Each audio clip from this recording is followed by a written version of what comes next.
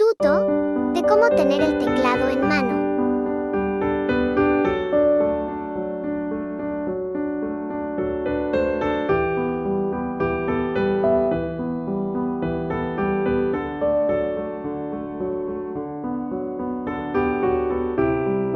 Primero, vamos a configuraciones.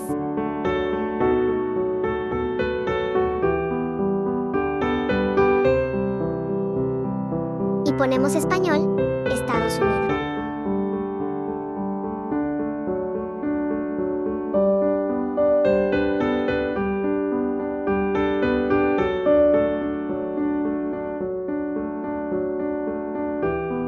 Apretamos en español y ponemos español, Estados Unidos.